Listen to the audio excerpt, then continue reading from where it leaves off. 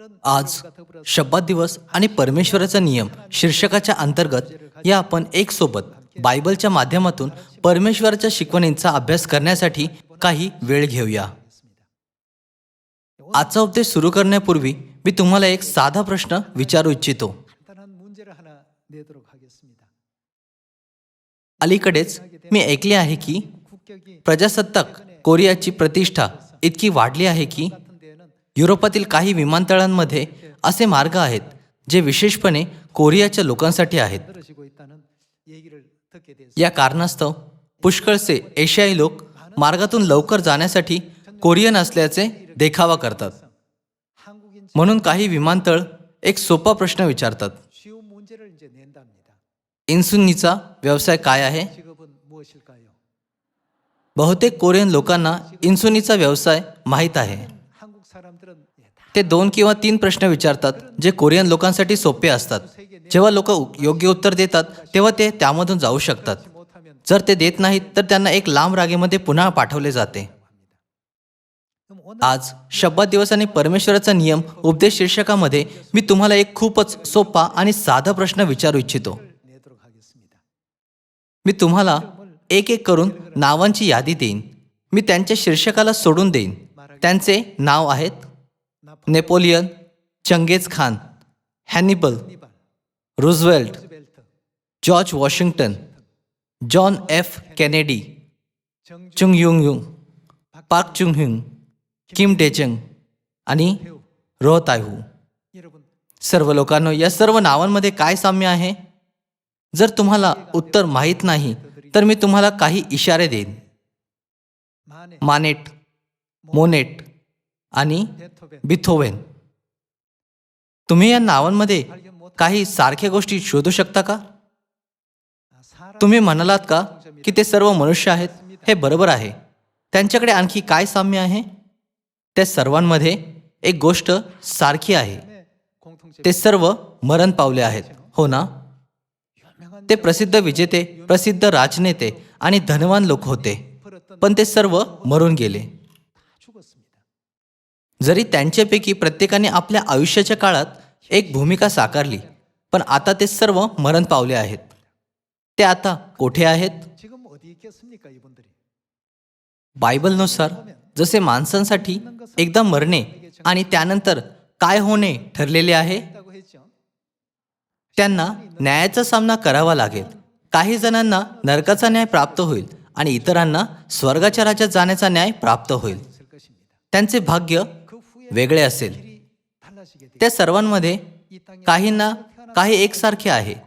ते या पृथ्वीवर मनुष्याच्या रूपाने जन्मास आले आणि या पृथ्वीवर राहून मरण पावले, पण त्यांच्यानंतर ते सर्व एकाच ठिकाणी जात नाहीत. जेव्हा आपण या जगाला सोडणार तेव्हा आपल्याकडे सर्वात मोठी इच्छा आणि अपेक्षा असेल. 개인적인 바램 आपली सर्वात मोठी इच्छा आणि अपेक्षा ही आहे की आपण सर्वजण स्वर्गाच्या राज्यामध्ये जाऊ शकू. 소원입니다. या आपण सर्वजण स्वर्गात जाऊया. काही गोष्टी आहेत ज्यांना परमेश्वराने या पृथ्वीवर करण्याची आज्ञा दिली आहे, म्हणजे आपण स्वर्गाच्या राज्यामध्ये प्रवेश करू शकू. 일들이 있습니다. आज या आपण 그 일을 शब्बात दिवस आणि परमेश्वराचा नियम उपदेश शीर्षकाच्या अंतर्गत या गोष्टींवर एक दृष्टी टाकूया. जे लोक परमेश्वरावर विश्वास ठेवतात त्यांना काय केले पाहिजे? म्हणजेच जे स्वर्गाच्या राज्यात जाऊ इच्छितात त्यांना काय केले पाहिजे? या संबंधाने 그 가르쳐 या आपण अनुवाद अध्याय 28 मध्ये उत्तर शोधूया. 살펴보도록 하겠습니다. या आपण अनुवाद अध्याय 28 वचन 58 वर एक दृष्टी टाकूया. 말씀 보시면 내가 만일 이 책에 परमेश्वर तुझा देव या प्रतापी व भययोग्य नावाचे भय बाळगण्यासाठी या ग्रंथात जी नियमशास्त्रांची वचने लिहिलेली आहेत ती तू काळजीपूर्वक पाळली नाहीत, 하는 영화롭고 तर 두려운 일 तुला व तुझ्या संतानाला परमेश्वर विलक्षण रोग लावील व कठीण व हट्टी व्याधी आणि खराब व जुनाट आजार तुला जडतील. 크고 오래고 질병이 중하고 오래일 것이라 하였습니다. 58절 वचन 58च्या नुसार 만일 जर तुम्ही या पुस्तकात लिहिलेल्या परमेश्वराच्या सर्व वचनांना लक्षपूर्वक पाळणार नाहीत तर काय होईल? 어떻게 된다고요? वचन 59 मध्ये असे म्हटले आहे, तुला व तुझ्या संतानांना परमेश्वर विलक्षण रोग लावील. 하실 것이라 하였습니다. येथे परमेश्वर आपल्याला त्यांच्या नियमशास्त्रांचे लक्षपूर्वक पालन करणे शिकवत आहेत, हो ना? या आपण अनुवाद अध्याय 31 वर जाऊया. अध्याय 31 वचन 11. 11절의 말씀 보시면 온 जे स्थान तुझा देव परमेश्वर निवडेल तेथे त्यांच्यासमोर सर्व इस्रायल लोक हजर होतील, तेव्हा हे नियमशास्त्र सर्व इस्रायलांना ऐकू येईल असे वाचून दाखव. 곧 सर्व लोकांना म्हणजे पुरुष, स्त्रिया, बालके आणि तुझ्या नगरांतील उपरी यांना जमाव, म्हणजे ते काय करतील ते ऐकून शिकतील आणि काय करतील, तुमचा देव परमेश्वर यांचे भय धरतील आणि या नियमशास्त्रांतील सर्व वचने काळजीपूर्वक पाळतील. 이 율법의 모든 말씀을 지켜 행하게 하라고 했습니다. 자, 이스라엘 हे नियमशास्त्र फक्त इस्रायल लोकांसाठीच नाही पण परदेशीयांसाठी देखील देण्यात आले होते. परमेश्वराने त्यांना काय करण्याची आज्ञा दिली? त्यांनी त्यांना परमेश्वराच्या नियमशास्त्राला शिकण्याची आणि त्याचे पालन करण्याची आज्ञा दिली. परमेश्वराचे नियमशास्त्र संपूर्ण मनुष्यजातीसाठी आहे. जसे की जगाचे चर्च शब्बात दिवस पाळत नाहीत, 들이 안식 म्हणून ते सतत असे बोलून भटकवणाऱ्या गोष्टींचा वापर करतात. हा नियम यहुद्यांना देण्यात आला होता. 상관없다. याचे आज आपल्याशी काहीच घेणे देणे नाही. आपण फक्त विश्वासाद्वारेच वाचवले जाऊ शकतो. येथे लिहिण्यात आलेल्या परमेश्वराच्या शिकवणीनुसार ही कोणाची इच्छा आहे की आपण नियम शिकावे आणि त्यांचे पालन करावे? जरी आपण परदेशी असो किंवा इस्रायली, ही परमेश्वराची इच्छा आहे. 하나님의 뜻입니다. मग आपण परमेश्वराचा आदर तसा करत नाहीत जसे आपल्याला आवडते. प्रत्येक उपासना आणि प्रत्येक बलिदानामध्ये एक नियम आहे. आज अनेक नियमांमधून या आपण बायबलमध्ये शब्बात दिवसाच्या नियमावर एक दृष्टी टाकूया. 찾아보도록 하겠습니다. परमेश्वरने इस्रायल लोकांना म्हटले की ते शब्बात दिवसाच्या द्वारे परमेश्वर आणि त्यांच्या लोकांमध्ये नाते प्रस्थापित करतील. 제도를 통해서 확정하겠다고 이렇게 या आपण निर्गमन अध्याय 20 वचन 8च्या शिकवणींवर एक दृष्टी टाकूया. 가르침을 함께 보겠습니다. निर्गम अध्याय 20 तो अध्याय आहे जिथे परमेश्वराच्या नियमशास्त्राची घोषणा करण्यात आली होती. शब्बात दिवसाची 7व्या दिवसाची आठवण ठेवून तो पवित्रपणे पाळ. वचन 9. 엿새 동안은 6 दिवस श्रम करून आपले सर्व कामकाज कर, पण 7वा दिवस तुझा देव परमेश्वर याचा शब्बात आहे, म्हणून त्या दिवशी कोणतेही कामकाज करू नको. तू, तुझा मुलगा, तुझी मुलगी, तुझा दास, तुझी दासी, तुझी गुरेढोरे व तुझ्या वेशीच्या आत असलेले उपरी यांनीही करू नये. 아무 일도 하지 말라. 이는 엿새 동안 कारण 6 दिवसात परमेश्वराने आकाश, पृथ्वी, समुद्र व त्यातील सर्व काही निर्माण केले आणि 7व्या दिवशी विसावा घेतला. म्हणून परमेश्वराने काय केले? 그러므로 शब्बात दिवस आशीर्वाद देऊन पवित्र केला. 복되게 하고 그날을 거룩하게 하였나니라고 했습니다. 이 안식일을 शब्बात दिवसाची आठवण ठेवून तो पवित्रपणे पाळ. हे दर्शवते की शब्बाताचा दिवस जो आठवड्याचा 7वा दिवस आहे आणि शब्बाताच्या उपासनेचा विधी दोन्ही महत्त्वाचे आहे. हो ना? 하게 여기라는 परमेश्वर या आज्ञांच्याद्वारे आपल्या शिकवणींना प्रकट करतात. आज आपल्या आजूबाजूला अनेक चर्च आहेत. 바라보면 शब्बात दिवसाच्या शिकवणीच्या माध्यमातून आपण ही खात्री करण्याची गरज आहे की हे चर्च परमेश्वराच्या नियमांचे योग्यरीतीने पालन करून स्वर्गाच्या राज्याच्या योग्य मार्गावर आहेत की नाही. 안식일이라는 이 주제를 가지고 한번 우리가 확인을 해볼 필요가 있겠다. लोक जे म्हणतात की मी परमेश्वरावर विश्वास ठेवतो आणि डोळे मिटून चर्चला जातात, ते स्वर्गाच्या राज्यामध्ये प्रवेश करू शकत नाहीत. म्हणून परमेश्वराने शब्बात दिवसाला परमेश्वराचा शब्बात म्हटले. त्याला स्वतःचा असे बोलून परमेश्वर दाखवतात की शब्बात दिवस त्यांचा आहे. परमेश्वराने शब्बात दिवस आशीर्वाद देऊन त्यांनी काय केले? पवित्र केला. 거룩하게 했다.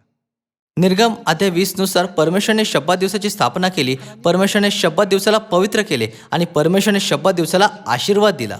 याप्रमाणे परमेश्वराने शब्बात दिवसाच्या महत्त्वाची घोषणा केली. 그렇다면 이 या आपण उत्पत्ती अध्याय 2च्या द्वारे शब्बात दिवसाच्या सुरुवातीवर एक दृष्टी टाकूया. 2장을 통해서 한번 알아보도록 하겠습니다. या आपण उत्पत्ती अध्याय 2 이 2장 वचन 1 पाहूया. याप्रमाणे आकाश व पृथ्वी आणि तेथील सर्व काही सिद्ध झाले. देवाने केलेले आपले काम 7व्या दिवशी संपवले. परमेश्वराने आठवड्याच्या कोणत्या दिवशी सृष्टीचे निर्माण कार्य संपवले? कृपया या 7व्या दिवसाला लक्षात ठेवा. आणि त्यांनी काय केले? आपल्याला हे सांगण्यासाठी की हा विसाव्याचा दिवस आहे. केलेल्या सर्व कामांपासून त्यांनी 7व्या दिवशी विसावा घेतला. 날이라는 뜻에서 या आपण वचन 3 सह सुरू ठेवूया. 3절입니다. 하나님이 몇째 날을 देवाने कोणत्या दिवसाला आशीर्वाद दिला? 7वा दिवस आशीर्वाद देऊन पवित्र केला, कारण सृष्टी निर्माण करण्याचे काम संपवून त्याने त्या दिवशी विसावा घेतला. 모든 일을 마치시고 이날에 안식하셨음이라고 했습니다. 자, 그럼 शब्बात दिवसाचा अर्थ फक्त आठवड्याचा 7वा दिवस नाही, 안식이라는 의미도 담겨 있고 पण त्यामध्ये आपल्याला आशीर्वाद देण्याचे आणि आपल्याला पवित्र करण्याचे परमेश्वराचे अभिवचन देखील समाविष्ट आहे. 담겨 있습니다. जसे की हा मनुष्याच्या द्वारे बनवण्यात आलेला नियम नाही, पण परमेश्वराचा नियम आहे. 명하신 म्हणून मात्र एक मनुष्य परमेश्वराचा नियम आपल्या इच्छेनुसार बदलू शकतो का? 볼 수 있습니까? त्यांना परमेश्वराच्या नियमाला कधी बदलले नाही पाहिजे. 일곱 जसे की परमेश्वराने 7व्या दिवसाला आशीर्वाद दिला, म्हणून आपल्याला त्या दिवसाचे आशीर्वाद प्राप्त केले पाहिजे. मात्र आज समुद्राच्या वाळूसारखे जगातील अनेक चर्च रविवारची उपासना करतात, 일요일에 전부 예배를 봅니다. पण आपण शब्बात दिवशी शनिवारी उपासना करतो. 이날의 예배를 보면 याने काय फरक पडतो? 무슨 차이가 있습니까? 어떤 사람들은 काही जण म्हणू शकतात, जोपर्यंत आम्ही परमेश्वराची उपासना करतो याने काही फरक पडत नाही की आम्ही परमेश्वराची उपासना शनिवारी करतो की रविवारी. जरी हे खूप योग्य वाटत असेल, पण हे अजिबात योग्य नाही. 왜냐하면 असे यामुळे आहे कारण की शब्बात दिवस असा एक नियम आहे ज्याचे पालन करण्याची परमेश्वराने आपल्याला आज्ञा दिली आहे. 와 규례와 법 परमेश्वराच्या आज्ञा, नियम आणि विधी अतिशय महत्त्वाची तत्वे आहेत जी परमेश्वराने आपल्याला स्वर्गाच्या राज्यामध्ये घेऊन जाण्यासाठी स्थापित केले आहे. म्हणून 7वा दिवस म्हणजेच शब्बात दिवसाला आठवण ठेवून परमेश्वराने आपल्याला काय करण्याची आज्ञा दिली? त्यांनी आपल्याला त्याला पवित्रपणे पाळण्याची आज्ञा दिली. 일요일이든 토요일 जर याने काही फरक पडत नसता की आपण कोणत्या दिवसाला निवडतो, रविवार की शनिवार, तर आपल्याला शब्बात दिवसाला आठवणी ठेवण्याची गरज नाही, हो ना? 없지 않습니까? 그러나 우리 पण परमेश्वराने स्पष्टपणे म्हटले, शब्बात दिवसाची आठवण ठेवून. हाबेल आणि काईनद्वारे देण्यात आलेले अर्पण होते. 하나님 हाबेलाने परमेश्वराच्या इच्छेप्रमाणे अर्पण आणले आणि कायनाने आपल्या इच्छेप्रमाणे अर्पण आणले. 제사를 했습니다. कायनाद्वारे आणलेल्या अर्पणाला स्वीकार करण्यात आले होते का? 했습니까? त्याचे सर्व प्रयत्न अपयशी ठरले. 에 불과한 것이었더라는 것입니다. 오늘 आज आपण ज्या शब्बात दिवसाला पाळत आहोत तो परमेश्वराच्या इच्छेनुसार आपल्यासाठी सृष्टिकर्त्याच्या शक्तीला आठवण्याचा, ज्यांनी आकाश आणि पृथ्वीला निर्माण केले आणि त्यांना गौरव देण्यासाठी स्थापित करण्यात आला होता. 세상에 너무 जगामध्ये असे लोक आहेत जे स्वर्गाच्या राज्यासाठी स्वतःचा सोपा मार्ग निवडतात. 있는데요. जर हा तो मार्ग नाही ज्याला परमेश्वराने आपल्यासाठी स्थापित केले आहे, तर आपण कधीच स्वर्गाच्या राज्यापर्यंत पोहोचू शकत नाहीत. या आपण निर्गमनचे पुस्तक अध्याय 31 वचन 13 वर एक दृष्टी टाकूया. अध्याय 31 वचन 13. 3절에 보시면 तू इस्रायल लोकांना आणखी असे सांग की 이스라엘 हे ते आहेत जे परमेश्वर म्हणतात, 하나님께서 말씀 तुम्ही माझे शब्दात अवश्य पाळावे, कारण पिढ्यानपिढ्या तुमच्या माझ्यामध्ये हे काय असेल? ही खून आहे. 했습니까? 표징이라 या पाहूया की चिन्हाचा अर्थ काय आहे. 표징이 될 수 있는가 하면 ह्यावरून हे कळावे की तुम्हाला पवित्र करणारा मी परमेश्वर आहे. 이로 알게 하리라고 했습니다. 뭘 통해서요? परमेश्वर कोणत्या कार्याद्वारे हा फरक ओळखतील की आपण कोण आहोत? 통해서 शब्दात दिवसाला पालन करण्याद्वारे परमेश्वर आपले परमेश्वर होतील. मग आपण कोण होणार? याचा अर्थ आहे की परमेश्वर आपल्याला त्यांचे लोक होऊ देतील. 14절입니다. या आपण वचन 14 सह सुरू ठेवूया. 시기를 지킬지니 म्हणून तुम्ही शब्दात पाळावा, तो तुमच्यासाठी पवित्र आहे. जो कोणी तो भ्रष्ट करेल त्याच्यासोबत काय होईल? त्याला अवश्य जीवे मारावे. जुन्या करारामध्ये त्यांना शारीरिक रूपाने मारून टाकण्यात आले. नवीन कराराच्या या युगामध्ये आपल्याला आध्यात्मिक रूपाने मारून टाकण्यात येईल.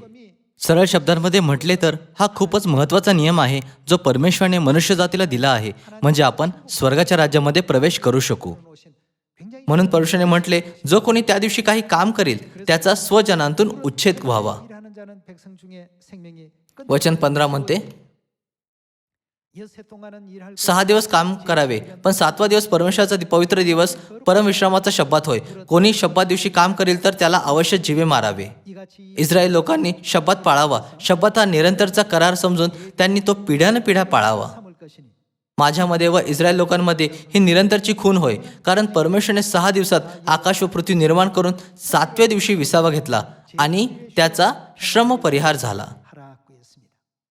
परमेश्वर संपूर्ण मनुष्यजातीला या नियमाला शिकण्याची आज्ञा देतात, म्हणजे आपण सर्वजण याचे एकत्र पालन करू शकू. 자, 어떤 कोणी विचारू शकते, शब्दाचा दिवस इतका महत्त्वाचा आहे का? 중요하냐? होय, हा खूप महत्त्वाचा आहे. असे म्हणणारा मी नाही की हा महत्त्वाचा आहे. परमेश्वराने आपल्याला शिकवले आहे की शब्दाचा दिवस महत्त्वाचा आहे. अशा प्रकारे आपण सर्व मनुष्यजातीला परमेश्वराच्या शिकवणीचा प्रचार केला पाहिजे, हो ना? 자, 그렇다면 या आपण एझेकेल अध्याय 20 वर जाऊया. एझेकेल अध्याय 20 वचन 11. 20장 11절의 말씀 보시면 사람이 मी त्यास आपले नियम लावून दिले, माझे निर्णय त्यास दाखवून दिले. हे जो कोणी पाळील तो त्यायोगे वाचेल. विधी, करार आणि नियम सर्वांचा एकच अर्थ आहे. या आपण वचन 12 सुरू ठेवूया. आणखी शब्दात काय आहे? त्यांच्यामध्ये व माझ्यामध्ये चिन्ह होण्यास मी त्यास आपले परमेश्वरने त्यांच्यासाठी काय दिले? शब्दातही दिले. 주어서 ते अशासाठी की मी परमेश्वराने त्यास पवित्र केले असे त्यास समजावे. 다 갖고 있습니다. 하나님은 परमेश्वर आपले परमेश्वर होतील आणि आपण परमेश्वरचे लोक होणार. परमेश्वराने आपल्यामध्ये हे नाते शब्दाच्या दिवसाद्वारे स्थापित होत असते. जर शब्दाचा दिवस परमेश्वर आणि त्यांच्या लोकांमधील चिन्ह पाळले जात नाही तर परमेश्वराशी असलेल्या नात्याचे काय होईल? परमेश्वराशी नाते अपरिहार्यपणे तुटेल. दुसऱ्या शब्दांमध्ये याचा अर्थ आहे की आपण वाचवले जाऊ शकत नाहीत. 의미가 되겠습니다. या वचन 13 सुरू ठेवूया. 그러나 तरी पण रानात इस्रायल घराने मजवर फितुरी झाले, ज्यांच्या पालनाने मनुष्य वाचतो त्या माझ्या नियमांप्रमाणे ते चालले नाहीत. माझे निर्णय त्यांनी टाकून दिले व माझे शब्द फार भ्रष्ट केले. 나의 안식일을 크게 더럽혔더라 갖고 있습니다. शब्दात फार भ्रष्ट केले याचा अर्थ आहे की ते शब्दात दिवसाचे पालन करत नाहीत. हो ना? 한다는 뜻 아니겠습니까? जर आपण त्या सर्व नियमांकडे जे परमेश्वराने आपल्याला दिले आहेत पूर्णपणे दुर्लक्ष करून शब्दात दिवस पाळणार नाही, पण परमेश्वराचे लोक असल्याचा दावा करणार, जे परमेश्वरावर विश्वास ठेवतात, तर याचा काही अर्थ असेल का? याचा काही अर्थ नाही. चला या प्रकरणाबद्दल परमेश्वराच्या संपूर्ण इच्छेची खात्री करूया. या आपण मत्तय अध्याय 7 वर जाऊया. मत्तय अध्याय 7 वचन 21. 7장 21절의 말씀 보시면 मला प्रभूजी प्रभूजी असे म्हणणाऱ्या, 주여 하는 자만 येथे सर्व लोक जे प्रभूजी प्रभूजी म्हणतात परमेश्वरावर विश्वास ठेवणाऱ्या सर्व लोकांना दर्शवते. 천국에 다 들어갈 것이 아니요 प्रत्येकाचा प्रवेश स्वर्गाच्या राज्यात होईल असे नाही, तर जो स्वर्गामध्ये प्रवेश करण्यासाठी त्याला काय केले पाहिजे? माझ्या स्वर्गीय पित्याच्या इच्छेप्रमाणे वागतो त्याचा होईल. 안식일은 하나님 सब्बात दिवस परमेश्वराच्या इच्छेनुसार स्थापित करण्यात आलेले सत्य आहे आणि हा परमेश्वराचा नियम आहे. येशूने स्पष्टपणे पुष्टी केली की आपण त्यांना फक्त येशू येशू पुकारून स्वर्गाच्या राज्यामध्ये प्रवेश करू शकत नाही. 사실을 확신시켜 주셨습니다. या आपण वचन 22 सुरू ठेवूया. 그날에 त्या दिवशी पुष्कळ जण मला म्हणतील, प्रभो प्रभो, आम्ही तुझ्या नावाने संदेश दिला, तुझ्या नावाने भूते घालविली व तुझ्या नावाने पुष्कळ महत्कृत्य केली नाहीत का? 많은 권능을 행치 아니하였나이까 하리 तेव्हा मी त्यांना स्पष्ट सांगेन की परमेश्वर त्यांना काय म्हणतील? 내가 너희를 मला तुमची कधीच ओळख नव्हती. 알지 못한다 갖고 있습니다. 주의 이름으로 त्यांनी प्रभूच्या नावाने भूते घालवली, 선지자 노릇해 त्यांनी प्रभूच्या नावाने संदेश दिला, त्यांनी प्रभूच्या नावाने सर्व प्रकारचे चमत्कार केले. पण येशूने म्हटले की त्यांना त्यांची कधीच ओळख नव्हती. याचे काय कारण आहे? त्यांनी काय केले? 하고요. 불법을 행하는 자들아 अहो अनाचार करणाऱ्यांनो माझ्यापुढून निघून जा. 하나님께서 परमेश्वराने मनुष्य जातीच्या तारणासाठी नियम स्थापित केले आहे. परमेश्वराने जुन्या करारामध्ये जुन्या कराचा नियम आणि नवीन करारामध्ये नवीन कराच्या नियमाला स्थापित केले. परमेश्वराची इच्छा आहे की आपण नियमाचे तसेच पालन करावे जसे ते आहेत आणि सार्वकालिक स्वर्गाच्या राज्यात परत जावे. 근데 पण बरेचसे लोक म्हणतात आपल्याला फक्त विश्वासाची गरज आहे. आपल्याला खरोखर एक एक करून परमेश्वराच्या वचनांना तपासले पाहिजे का? होय, आपल्याला एक एक करून त्यांची खात्री करावी लागेल. आपला आत्मा किती मौल्यवान आहे. 이 땅에서는 या पृथ्वीवर लोक म्हणतात की जीवन 70 ते 80 वर्षांपर्यंतच असते. स्वर्गाच्या जीवनाबद्दल काय? स्वर्ग एक सार्वकालिक जग नाही का? आपण त्या जगामध्ये गेले पाहिजे. जर स्वर्गाच्या राज्याकडे आपल्या मार्गात काही अडखळण आहे तर आपल्याला त्या अडखळणांना ओळखले पाहिजे आणि त्यांच्यावर विजय मिळवला पाहिजे. 자, 그런데 आज आपण ज्या नियमाला तपासले आहे त्यानुसार की शब्दात दिवस पाळ, 했을 때 शब्दात दिवसाला न पाळणे अनाचार नाही का? 불법 아니겠습니까? मग आपण हा निष्कर्ष काढू शकतो की जे लोक शब्दाचा दिवस पाळत नाहीत ते स्वर्गाच्या राज्यामध्ये प्रवेश करण्यामध्ये सक्षम असणार नाहीत जेथे येशू राहतात. येशूने म्हटले, अहो अनाचार करण्यानं माझ्यापुढून निघून जा. 하나님의 परमेश्वराचे अनेक नियम आणि विधी आहेत. असे नियमशास्त्र आहेत ज्यांचे आपल्याला पालन केले पाहिजे. परमेश्वराच्या सर्व नियमांकडे दुर्लक्ष करून आपण असे म्हणू शकत नाही की मी परमेश्वरावर विश्वास ठेवतो. दुसऱ्या शब्दांमध्ये जर आपण शब्दात दिवसाचे पालन करत नाही जो परमेश्वराचा नियम आहे तर आपण स्वर्गाच्या राज्यामध्ये प्रवेश करू शकणार नाही. त्या दिवशी ते पूर्ण विश्वासाने येशूला म्हणतील, मी तुमच्या नावाने भूते घालविली, मी प्रभूच्या नावाने मेंढपाळ आणि संदेष्टाच्या रूपाने सेवा केली, मी सर्व प्रकारच्या महत्त्वाच्या पदांवर कार्य केले. 자기의 명함을 내놓았습니다. 예수님께서 पण येशू ठामपणे विचारतील, तू शब्बात दिवस पाळला का? मी तो पाळला नाही. तू काय पाळलेस? मी रविवारची उपासना पाळली. माझ्यापुढून निघून जा. परमेश्वर आणि त्यांच्या लोकांमध्ये परमेश्वराचा नियम काय आहे? हे परमेश्वर आणि त्यांच्या लोकांमध्ये एक चिन्ह आहे. पण जसे की ते त्यांना फक्त सूर्यदेवाच्या उपासनेचे चिन्ह दाखवतात, म्हणून परमेश्वर त्या सर्वांना असे बोलून अस्वीकार करतील की ज्या ठिकाणी तुम्ही प्रवेश कराल ते स्वर्गाचे राज्य नाही. 다 물리치시고 दुसरीकडे जे परमेश्वराच्या आज्ञांचे, विधींचे आणि नियमांचे पालन करतात ते स्वर्गाच्या राज्यामध्ये प्रवेश करतील, हो ना? जरी परमेश्वर त्या लोकांना अस्वीकार करतात जे अनाचाराचा सराव करतात, 법도대로 तरी जे लोक प्रामाणिकपणे परमेश्वराच्या आज्ञांचे, विधींचे आणि नियमांचे पालन करतात ते निश्चित रूपाने सार्वकालिक स्वर्गाच्या राज्यामध्ये प्रवेश करतील. परमेश्वर आपल्याला या वस्तुस्थितीला स्पष्ट रूपाने दाखवतात. 그렇다면 या प्रकरणाबाबत या आपण त्या दृश्यावर एक दृष्टी टाकूया जेथे परमेश्वर आपल्याला त्यांची दृढ इच्छा दाखवतात. या आपण एहेजकेल अध्याय 22 वचन 26 वर जाऊया. येथे उल्लेख केलेले याजक सध्याचे पादरी याप्रमाणे आहेत. 목회자들이죠. तिचे याजक त्यांनी काय केले आहे? माझ्या धर्मशास्त्रांचे उल्लंघन करून माझ्या पवित्र वस्तू भ्रष्ट करतात. पवित्र व अपवित्र यांचं ते काही भेट ठेवीत नाहीत. शुद्ध व अशुद्ध यांचा फरक ते शिकवित नाहीत. ते कशाविषयी डोळेझाक करतात? ते माझ्या शब्दांविषयी डोळेझाक करतात. त्यांच्यामध्ये माझा अपमान होतो. 나의 안식일을 보지 아니하였으므로 내가 그 가운데서 더럽힘을 받았느니라 하고 있습니다. हे याजक परमेश्वराचे गौरव करत नाहीत. त्याऐवजी ते परमेश्वराचा अपमान, त्यांना अपवित्र करणे आणि त्यांच्या गौरवाला अपवित्र करण्याच्या पदावर आहेत. 이런 위치에 이들이 있더라는 것입니다. कोणत्या प्रकारच्या कार्याला परमेश्वराला अपवित्र करण्याचे कार्य समजले जाते? ते परमेश्वराच्या शब्दांविषयी डोळेझाक करतात. दुसऱ्या शब्दांमध्ये ते शब्दात दिवस पाळत नाहीत. मग या आपण वचन 27 मध्ये पाहूया की ते कशा प्रकारचे लोक आहेत. तिच्यातले सरदार कोणासारखे? भक्ष्य फाडून खाणाऱ्या लांडग्यांसारखे आहेत. ते अन्यायाने कमाई करण्यासाठी रक्तपात करीतात आणि ते काय करीतात? मानवी प्राण्यांचा विनाश करीतात. 영혼들을 어떻게 한다고 했습니까? बायबल म्हणते की ते आत्म्यांना वाचवित नाहीत, त्याऐवजी ते आत्म्यांना मारत आहेत. 어떤 자들이 ते कोण आहेत? ते आहेत जे शब्दात पाळत नाहीत. हे लोक संदेष्टे आणि पादरी असल्याचा हक्क सांगतात, पण परमेश्वराच्या नियमशास्त्रानुसार लोकांचे मार्गदर्शन करत नाहीत. ते लांडग्यांसारखे आहेत जे आपल्या भक्ष्याला फाडून खातात. ते अन्यायाने कमाई करण्यासाठी रक्तपात करतात, मानवी प्राण्यांचा विनाश करतात. या आपण वचन 28 सुरू ठेवूया.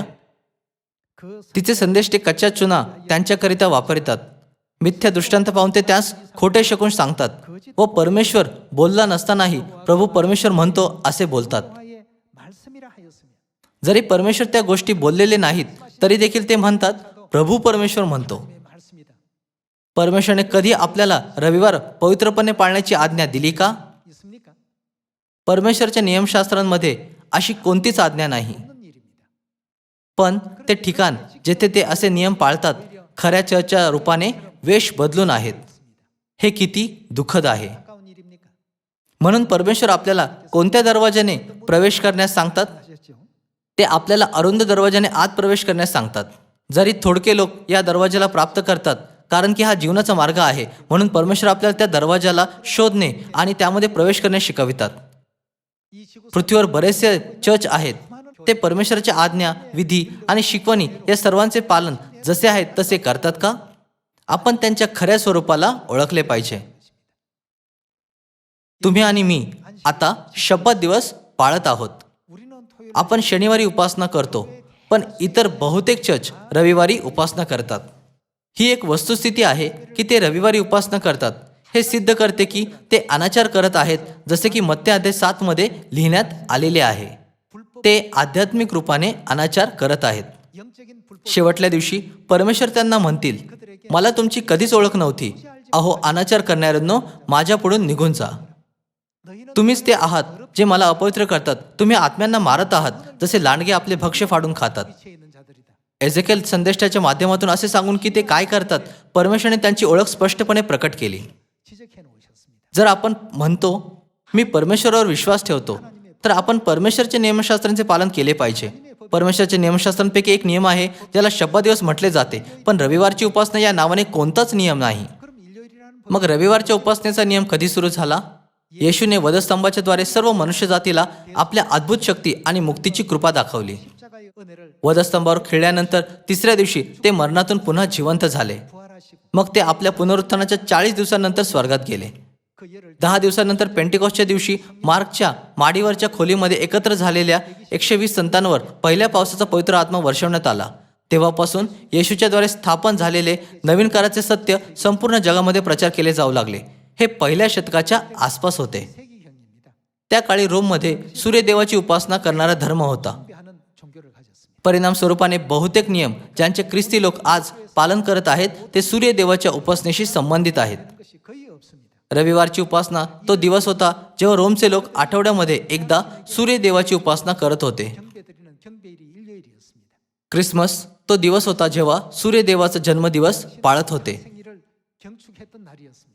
या सर्व विधींना चर्चमध्ये आणण्यात आले आहे आणि आता ते परमेश्वराच्या नियमशास्त्राच्या रूपाने वेश बदलून आहेत. परमेश्वर याबद्दल काय म्हणतात? 뭐라고 했습니까? परमेश्वर म्हणतात, मी तुमच्यामध्ये जे माझे नियमशास्त्र पाळत नाहीत अपवित्र होतो. जेव्हा आपण या सर्व गोष्टींना पाहतो तेव्हा शब्बात दिवस परमेश्वराचे सत्य आहे जे पुनर्स्थापित केले गेले पाहिजे आणि पवित्र मानण्यात आले पाहिजे. 하나님의 진리입니다. फक्त ते जे स्वीकार करतात की परमेश्वरने आकाश व पृथ्वी आणि सर्व गोष्टींना निर्माण केले आहे शब्बात दिवसाच्या या सत्याचे पालन करू शकतात. हे फक्त असे बोलण्यासारखे नाही, आम्ही शनिवारी उपासना करतो आणि ते रविवारी उपासना करतात. त्याऐवजी हा परमेश्वराचा एक खूपच महत्त्वाचा नियम आहे जो परमेश्वराच्या दृष्टिकोनाने स्पष्टपणे वेगळे करतो की आपण परमेश्वराचे लोक आहोत की नाही. या आपण मार्क अध्याय 16 वचन 9 पाहूया. अध्याय 16 वचन 9. 16장 9절의 말씀 보시면 आठवड्याच्या पहिल्या दिवशी प्रातःकाळी त्याचे पुनरुत्थान झाल्यावर शब्बात दिवस आठवड्याचा 7वा दिवस आहे. 안식 후 첫날 했습니다. 이스라엘 इस्रायलमध्ये आठवड्याच्या दिवसांना सतत या प्रकारे प्रसारित करण्यात आले.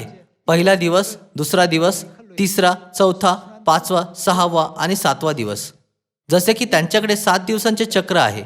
मग 7व्या दिवसानंतर कोणता दिवस येईल? हा पहिला दिवस असला पाहिजे. जसे की शब्बात दिवस 7वा दिवस आहे म्हणून वचन 9 मध्ये आपण असे म्हणू शकतो, आठवड्याच्या पहिल्या दिवशी म्हणजे 7व्या दिवसाच्या पुढच्या दिवशी प्रातःकाळी त्याचे पुनरुत्थान झाल्यावर.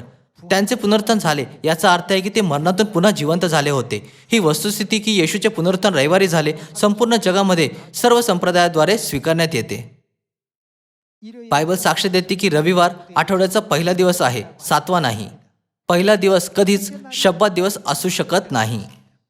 अशा प्रकारे रविवारच्या उपासनेला योग्य ठरवण्यासाठी आजचे चर्च याला प्रभूचा दिवस म्हणतात कारण की ते शब्बात दिवसाचा वापर करू शकत नाहीत. 칠 수 없으니까 주의 날. सर्व लोकांनो, शब्बात दिवस प्रभूचा दिवस आहे. 일이 주의 날입니다. येशूने म्हटले, कारण मनुष्याचा पुत्र शब्बाताचा धनी आहे. 주일이라고 이렇게 말씀을 주셨고 또 이 안식일은 तसेच परमेश्वरने स्पष्टपणे म्हटले, शब्बात दिवस परमेश्वराचा शब्बात आहे. 하게 언급을 해 놓으셨습니다.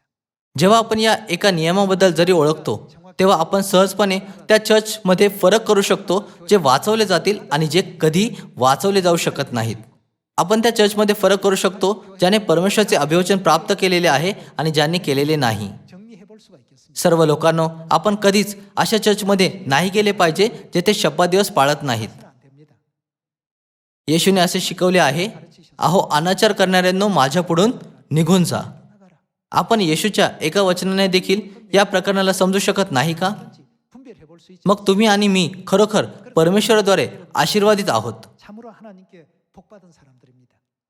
예. 안식일 या आपण एलोहिम परमेश्वर म्हणजे पिता परमेश्वर आणि माता परमेश्वर यांना अनंत धन्यवाद आणि आदर देऊ ज्यांनी आपल्याला शब्बात दिवसाच्या सत्यामध्ये असू दिले. याद्वारे मी या उपदेशाला समाप्त करू इच्छितो. आपले खूप खूप आभार.